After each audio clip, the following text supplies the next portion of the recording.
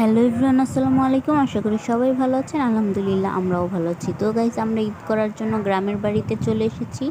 আর আজকে আমরা ঢ্যাঁড়স খেতে এসেছি, ঢ্যাঁড়স তোলার জন্য। তো প্রথমে আমার চোখে লাল কালারের ঢ্যাঁড়স পড়লো, আর আমি সাথে সাথে গিয়ে লাল কালারের ঢ্যাঁড়স তুলে নিলাম। আমি এই ফার্স্ট টাইম লাল কালারের ঢ্যাঁড়স দেখলাম, আর আমার কাছে এটা খুব ভালো লেগেছে। তো গাইস, আমি এই ফার্স্ট টাইম আর কি ঢ্যাঁড়স তুলতে এসেছি।